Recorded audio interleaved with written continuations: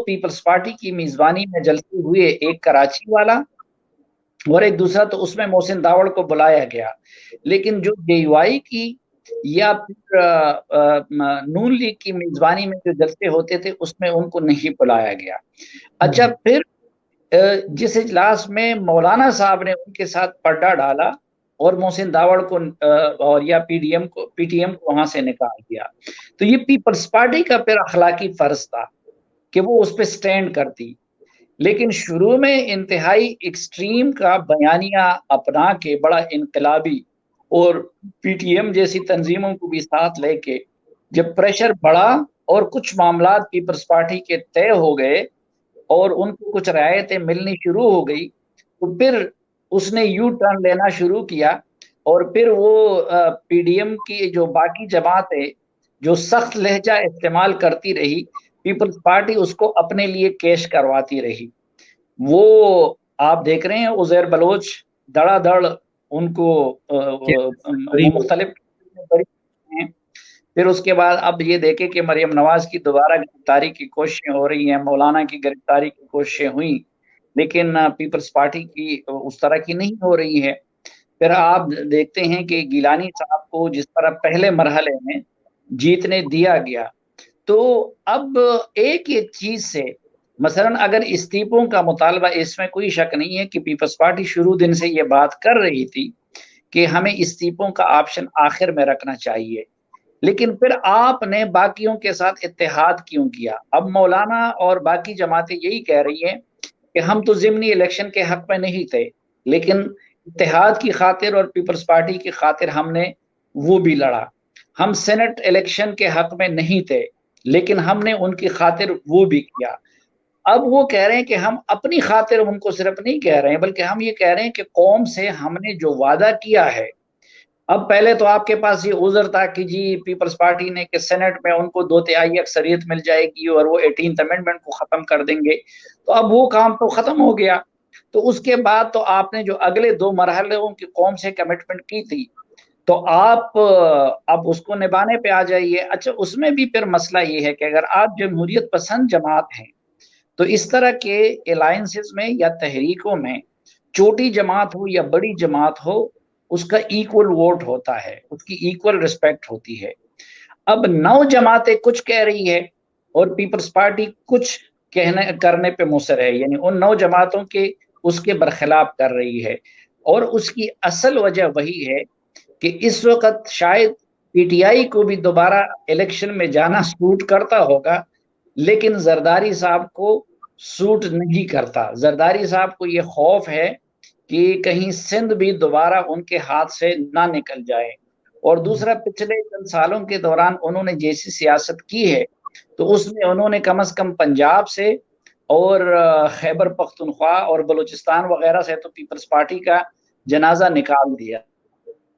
अच्छा सर, आप ये नहीं समझते, दो सवाल है मेरा। एक तो ये भी है कि क्या आप नहीं समझते कि पीपल्स पार्टी अगर फर्ज कीजिए आज पीडीएम का हिस्सा नहीं होती, क्योंकि देखने को ये मिला कि पीपल्स पार्टी जो कि एक महदूद हो गई थी, अभी भी आदादोशुमार के हवाले से अपना महदूद है सिंध और सिंध से भी आपके इंटीरियर सिंध तक, तो पीडीएम ने उसको न सिर्फ एक्सेस दिया पंजाब में, केपीके में, बलूचिस्तान में, और फिर उनके वर्कर चार्ज हुए, क्योंकि पीएमएलएन पंजाब की बहुत बड़ी सियासी जमात है, केपीके में जेयूआई और एएनपी है, बलूचिस्तान में जेयूआई, इसकी वजह से पीपल्स पार्टी को तो फायदा पहुंचा।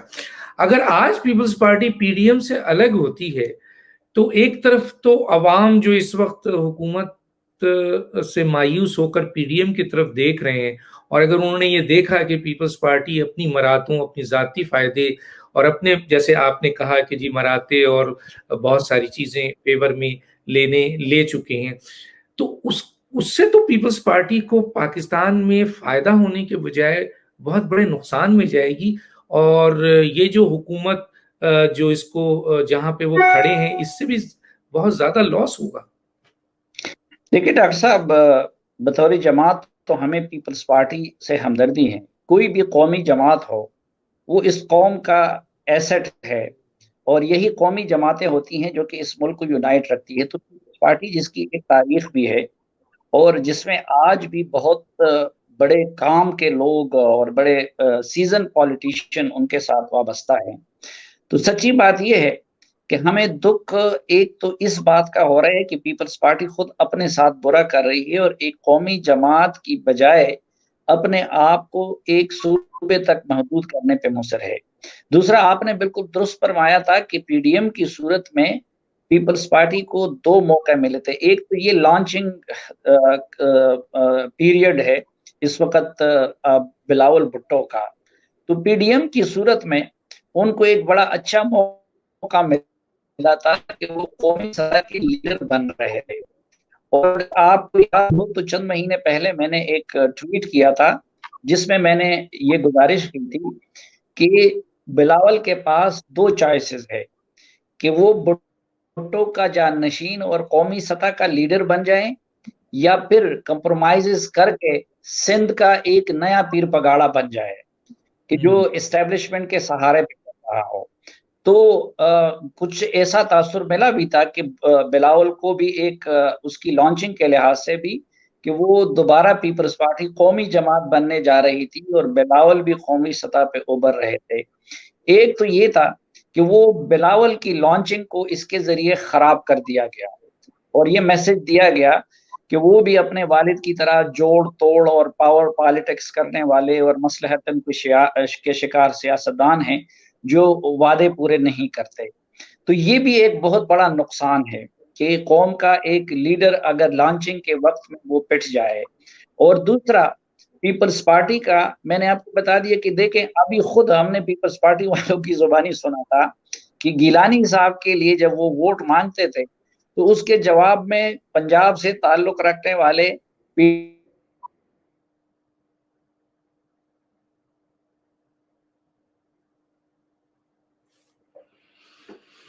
पीपल्स पार्टी का और भी ज्यादा खराब हो गया।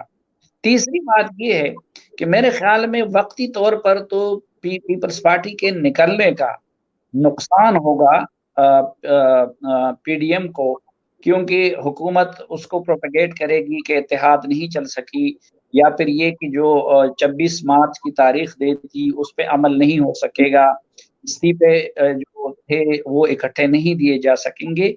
लेकिन लॉन्ग टर्म में जाके इसका सबसे ज्यादा नुकसान पीपल्स पार्टी को होगा और फायदा पीडीएम को यूं हो सकता है क्योंकि पीपल्स पार्टी की मौजूदगी में ये इलेक्टोरल अलायंस नहीं बन सकता था। लेकिन अगर पीपल्स पार्टी उससे निकल गई तो ये फ्यूचर में जाके इलेक्टोरल अलायंस भी बन सकता है। अब अगर अगले इलेक्शन में ये अलायंस की सूरत में जाए कि जिसमें बलोच कौम परस्त भी हो, जिसमें पख्तून कौम परस्त भी हो, जिसमें मजहबी जमात भी हो, जिसमें नून लीग भी हो, तो ये तो पीपल्स पार्टी का सिंध से भी सफाया कर देगी और बाकी मुल्क में भी ये अलायंस फिर स्वीप कर सकता है। लेकिन जो सबसे बड़ी बात यह है कि पीपल्स पार्टी की सियासी हलकों में क्रेडिबिलिटी वो मजीद मुतासर हो जाएगी और कल तनहा हो जाने के बाद अगर उसको दोबारा मार पड़ेगी तो फिर ना मौलाना उनकी मदद के लिए पहुंचेंगे ना बाकी सियासी जमातें मदद के लिए पहुंचेंगी। सर पीटीआई से इत्तेहाद कर ले पीपल्स पार्टी, जिस तरह की आप बात कर रहे हैं, अगर वो अकेले होती है तो पीटीआई तो उसको सपोर्ट देगी, और जिस तरह आपने कहा कि एस्टेब्लिशमेंट और पीटीआई काफी हद तक उनकी स्टेटमेंट उनको सपोर्ट मिल रही थी, तो वो एक पीटीआई का इत्तेहाद करके सर क्या वो कौमी सतह के एक पोजीशन हासिल नहीं कर सकेंगे? डॉक्टर साहब, खैर पाकिस्तान जैसे मुल्क में तो हम कल के बारे में भी कोई प्रेडिक्शन नहीं कर सकते क्योंकि यहाँ गेम के रूल्स तो हैं नहीं। चंद अफराद और चंद शख्सियात की मर्जी के ताबे होता है सब कुछ मामला, इसलिए ना हम तजिया कर सकते हैं ना और कुछ कर सकते हैं। लेकिन कुछ लोग कहते हैं कि जरदारी साहब के साथ जो स्क्रिप्ट लिखी गई है तो उसमें एक चीज ये भी है कि ये कहा गया है कि पंजाब में जो लोग उनसे गए हैं उनको भी उनकी जमात में वापस लाया जाएगा। और मैं बाज़ औक़ात जब ये शिबली फराज वगैरह को बड़ा सख्त जुबान इस्तेमाल करते हुए देखता हूँ पीपल्स पार्टी के खिलाफ तो मुझे उन पर तरस आता है, क्योंकि ये बिल्कुल पॉसिबल है कि अगले इलेक्शन में जरदारी और बिलावल और इमरान खान एक स्टेज पे खड़े हों। तो बढ़िया आपने प्रेडिक्शन कर दी है। अरे सर, मैं आपका यहाँ एक जवाब जरूर चाहूंगा।